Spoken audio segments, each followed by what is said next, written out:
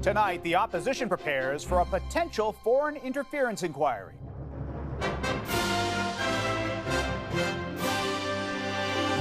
The search begins for a suitable leader. And I will work with our opposition colleagues to make sure that the person who fills that role is independent. As the Liberals prepare for what's next. We agree with him that there should be a public part of the process over the coming months. Retaking ground in Ukraine. Early gains in a fresh counteroffensive. Plus, the influence of high-profile athletes when it comes to online gambling. Our youth look up to them. As adults, we look up to them. The Indigenous community calling on NHL stars to take a pass on gaming ads.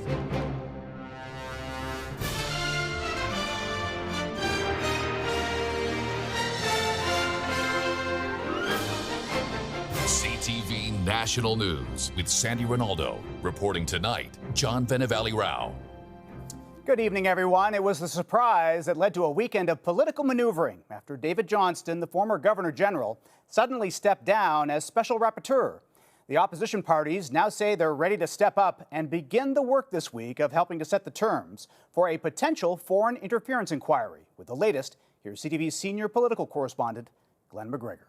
Bernardo, and we'll ask you about the Special Rapporteur issue. The Conservative leader says he's ready to help plan a public inquiry and wants to do it now. We need to have terms of reference that have tight timelines to have the hearings occur as quickly as possible and get all the truth on the table before the next election. Pierre Poilievre says he plans to speak with the leaders of the Bloc Québécois and NDP this week to discuss the terms and timing of an inquiry into foreign interference in Canadian democracy by China, Russia, Iran, or others. Public inquiries can stretch on for years. A long study of foreign interference could discourage the opposition from defeating the government and triggering another election until it's wrapped up. On Friday, David Johnston resigned as Special Rapporteur, citing the highly partisan atmosphere. Opposition parties had accused him of being too close to the Trudeau family. The Liberal government is now putting the ball back in the opposition's court, saying they have to come up with a new name or several. We could see a scenario where there's some sort of panel that is more than one person, so that you don't have the same target on your head as soon as you become the person who's running it. Poilievre says he has one key condition. That we want to make sure there are no ties to the Trudeau family, no relationship to the Beijing-financed Trudeau Foundation, no other compromising relationships with a foreign dictatorship, any foreign dictatorship for that matter. And the Liberals insist any proposal from the parties must commit to safeguarding sensitive evidence. A public inquiry that would not respect Canadian law in terms of protecting confidential information, that would destroy or damage relationships with allies in terms of sharing intelligence information important for the security of Canadians, of course is not on the table. Negotiations about a possible public inquiry have already begun, at least informally. Dominic LeBlanc says he spoke to one leader last night at a gala dinner and plans more talks in coming days. John. Okay, Glenn, thank you. And the Conservative leader today also addressed the continued outrage over the transfer of notorious serial rapist and killer Paul Bernardo to a medium security prison in Quebec. Poilievre announced his party will introduce a bill that would require, as he put it, mass murderers to serve all of their sentence in maximum security. No killer of this type should ever be released from maximum security. In fact, he should leave in a coffin. So that's what I'm prepared to say on that right now. The country's correctional service says it is reviewing the controversial transfer. There was some fierce fighting in Ukraine today as the country's forces said it had reclaimed ground from Russia, the first such victories in its long-awaited counteroffensive.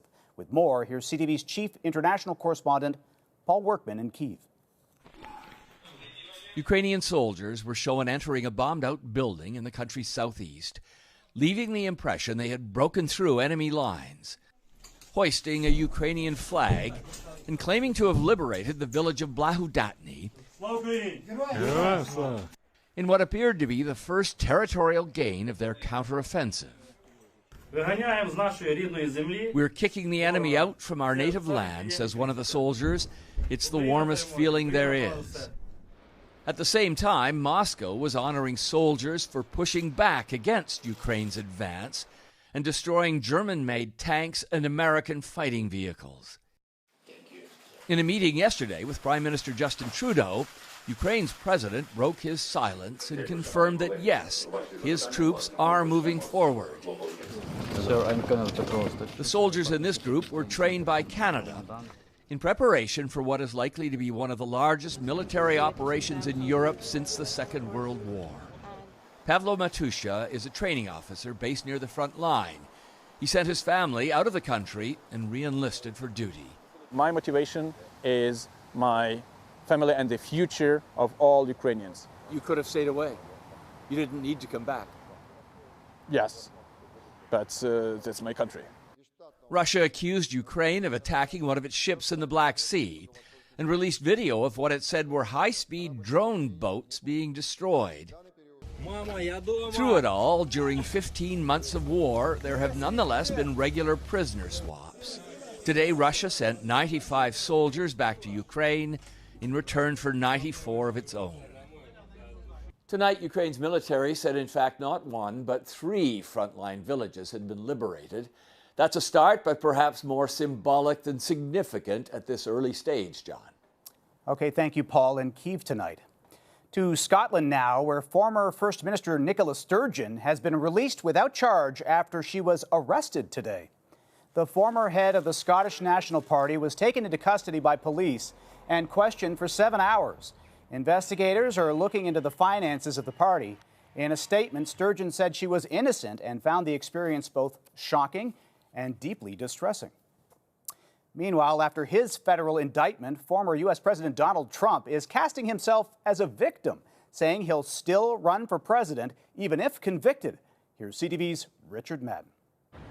Security preparations are underway at Miami's courthouse ahead of former President Donald Trump's historic arraignment before a federal judge on Tuesday. Officials now bracing for protests and potential violence. All our citizens know that they're going to be able to express their First Amendment rights, and at the same time, we're going to keep them safe, and we're going to make sure that there is no disorder. Trump faces several charges, including espionage. He's accused of illegally taking classified national security documents to Mar-a-Lago when he left the White House, stashing boxes insecurely in a bathroom, a ballroom, and conspiring with an aide to hide them from investigators. If even half of it is true, then he's toast. His former attorney general blasting him on conservative outlet Fox News. He's not a victim here. He was totally wrong that he had the right to have those documents. Those documents are among the most sensitive secrets that the country has. Trump is the first former U.S. president to face several criminal charges, escalating tensions on both sides of the aisle. This is as devastating and specific of an indictment that I think I've ever seen. He is not a spy. He's overcharged. Did he do things wrong? Yes, he may have. He will be tried about that. Witch hunt, scam, hoax. The Republican frontrunner dismissing these latest charges on the campaign trail this weekend. Trump supporters are unfazed. I don't care about the indictment. You could indict a bologna sandwich. It is incorrect, absolutely incorrect. But the system allowed it to happen. Now Trump vows to stay in the race even if he's convicted. And on Tuesday, he'll be formally arrested, fingerprinted, and possibly photographed, then hold a rally later that evening. John. All right, thank you, Richard. And also in the States, some commuter chaos is expected tomorrow after a part of a major north-south highway was shut down indefinitely following an explosion. How about it, 95? A tanker truck caught fire under a section of the I-95 in Philadelphia, engulfing the overpass in thick black smoke before it collapsed. No injuries were reported, but some drivers were sent on a nearly 70-kilometer detour, and officials say rebuilding the heavily traveled stretch of highway will take months. And an off-ramp in Australia was the scene of a tragic bus crash that left 10 people dead and 25 others injured. Police say the bus was carrying wedding guests when it rolled off that ramp at a roundabout. The 58-year-old bus driver was arrested and is expected to be charged.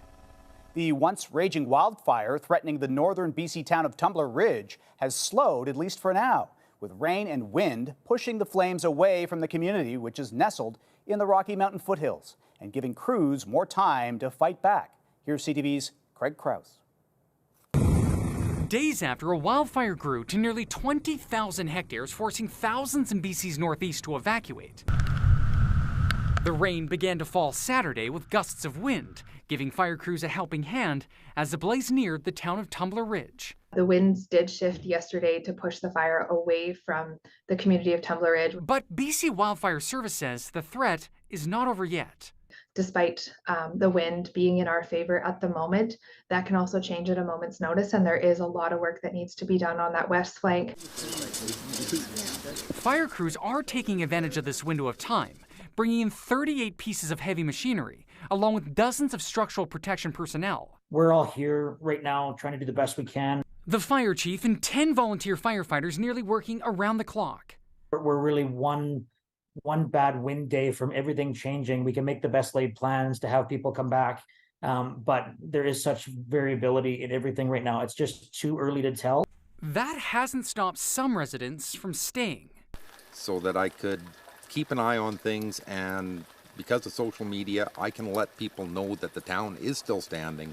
They've told me there's no emergency services for me if something goes wrong, and I'm okay with that. A decision to stay that the mayor disagrees with, but I understand residents are itching. They've been gone since Thursday. Again, we're waiting for the BC Wildfire Services to establish that guard and feel comfortable that they have enough thoughts that it's safe to return. And more help could be on the way. Environment Canada is expecting rain again in the area starting on Tuesday. Needed showers as fire crews continue their fight to protect the community. Craig Crow, CTV News, Vancouver. Over on Vancouver Island, a wildfire is stifling access to some of the province's most popular tourist destinations. They're making really good progress on all parts of the fire, but it's going to be a slow go for them because of where it is. The only paved road in and out of places like Tofino and Port Alberni have been closed for nearly a week, but officials have now created a detour through logging roads to get supplies into stranded communities. And some positive news in Quebec, where residents forced to flee the northern town of Chibougamau can return home Monday morning. 7,500 had been evacuated. And of course, the wildfires have had an impact when it comes to insuring homes and businesses, with extreme weather events set to potentially skyrocket costs. Here's CTV's Melanie Nagy. The BC town of Lytton remains unrecognizable nearly 2 years after a wildfire destroyed it, causing an estimated $102 million in insured damages. It's clear that these aren't one-offs anymore. Craig Stewart heads the Insurance Bureau of Canada's disaster resilience team. He says costs linked to wildfires, devastating floods, and hurricanes like last year's powerful Fiona are on the rise. As a country like Canada, or different regions of Canada, over time become riskier place to insure, premiums, yes, will go up. Stewart says severe weather caused more than $3 billion in insured damage last year, making it one of the most expensive on record. As a result, insurers are paying more. But it's not just Canadian insurers grappling with increasing costs. Like a good neighbor. In California, two major companies, State Farm and Allstate, have stopped selling new policies, citing wildfires and a worsening climate as reasons. While wildfires continue to be a threat in Canada, flooding is still the most expensive event. Currently, 1.5 million homes are not fully insurable due to the risk. This is particularly problematic when you consider that the average cost of a flooded basement in the country is about $43,000. Blair Feltmate is a climate adaptation expert. As bad as things are now, they're going to get worse and more challenging in the future. While insurance is essential, Feltmate says preparedness is equally important, adding homeowners can do more to protect property by adopting flood and fire-smart upgrades. What is underestimated is the need to act with urgency to mobilize adaptation to climate change in this country. As for this year, it's too early to tally the total insured damages, but officials already believe 2023 will be another extremely expensive year. Melanie Nagy, CTV News, Vancouver. Coming up, the controversial crossover. They're being told that it's okay to just pick up and gamble whenever you feel like it. The push to get pro athletes out of gaming ads. Plus, a tennis star's record-breaking win.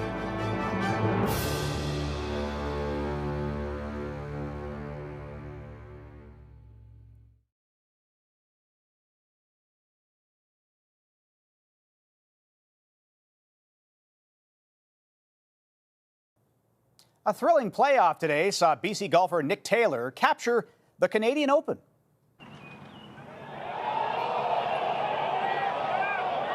Good pace. Are you serious? Oh my goodness! Glorious and free! An incredible 72-foot putt saw a Canadian win the country's national golf championship for the first time in 69 years. Pat Fletcher last did it in 1954. Fans stormed the course in a frenzy to celebrate Taylor's historic feat. And tennis star Novak Djokovic has forged a new frontier in the sport with a major slice of history on the line in Paris.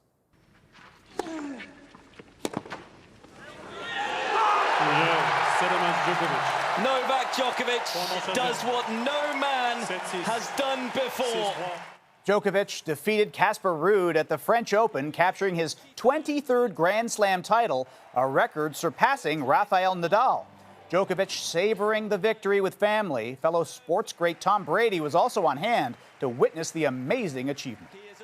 Pro athletes are the target of a new open letter by a First Nation asking hockey stars to rethink their ties to online gambling ads. Here's CTV's Adrian Gabriel. Every game starts at bet99.net. They've been nearly impossible to ignore. Drain that three! A stacked deck of gambling advertisements on TV and online, flush with the biggest stars in hockey. It's irresponsible. Concerned about the influence the influx of gambling advertisements may have on Canadian children, the chief of the Mississaugas of Scugog Island First Nation penned this open letter to 3 hockey superstars, Wayne Gretzky, Connor McDavid, and Austin Matthews, asking the trio not to promote the iGaming agenda any further. I hope that they stand down from advertising iGaming. Our youth look up to them. They're being told that it's okay to just pick up and gamble whenever you feel like it. 14 months ago, Ontario went all in, regulating the first internet gambling market in Canada. Anyone of age can now place a bet on almost any aspect of a game or spin an online slot machine with a flick of a finger on their phone. The Canadian Gaming Association is arguing that regulated online gambling is safer than the alternative. Canadians were accessing gaming with no controls, no oversight, no player protection. And that's what this has done. That's been the biggest change. As legislators across the country wait and see what hand is played next, Ontario's Alcohol and Gaming Commission is now contemplating a ban on the use of athletes as well as celebrities that can reasonably be expected to appeal to children and youth from internet gambling advertisements and marketing. Chief Kelly LaRocca is in favor of a potential prohibition, even though her own First Nation owns a casino. Your community operates a casino. Why do you believe this is different? When you enter the door, you are obviously subject to a check and security is there. It's not as simple as the click of a button on your iPhone from your living room. This letter was sent out on April 17th and this community has yet to receive a response. Adrian Gabriel, CTV News, Mississaugas of Scugog Island, First Nation. Well, still ahead, it's enough to make you smile. The post-pandemic classes in Japan, all about rediscovering the grin without masks.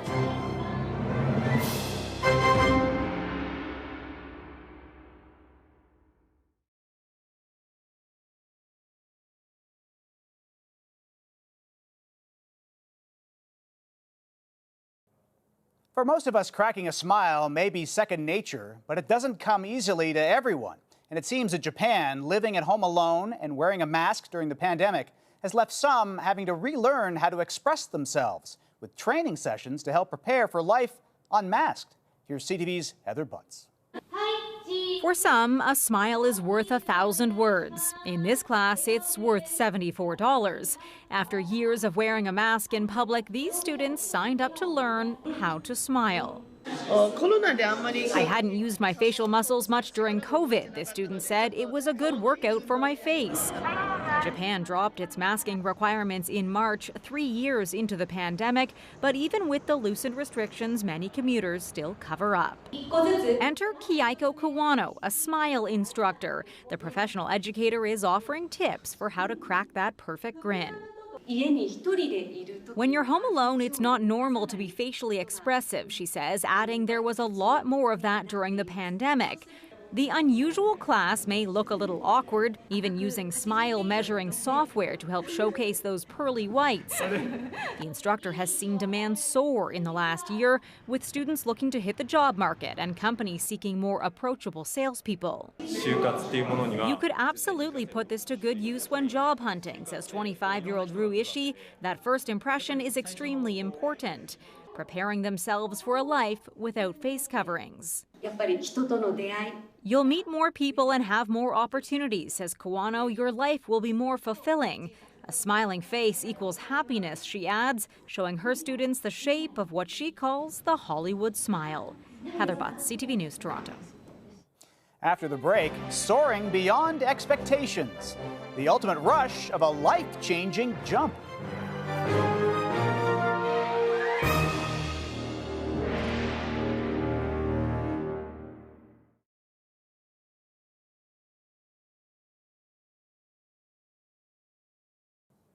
We leave you tonight with a remarkable story of resilience and resolve in the face of adversity. After a lifetime of rejection, a BC woman with cerebral palsy is now finding pure freedom for the first time, high up in the sky. CTV's Adam Sawatsky explains. Doing what I love to do. Although her wheelchair is limited to 5 speeds, Woohoo! Alexis Baird drives like there's 6. Alexis says that growing up with cerebral palsy and living with chronic pain can feel like being stuck in neutral. You know, I'd see kids running around just thinking in my head, oh, I wish I could do that. When she asked to go on amusement park rides, she was told no. Same thing with bungee jumping, no. So when the 27-year-old happened to notice somebody skydiving that day, Alexis had no doubt what the answer would be. You don't think that there's ever anything possible. But then the staff at Vancouver Island Skydiving said yes, and Alexis finally felt hope. We're making my dreams come true. As the plane soared 11,000 feet above the ground, Alexis says she felt no regret, no fear, and then there was no turning back.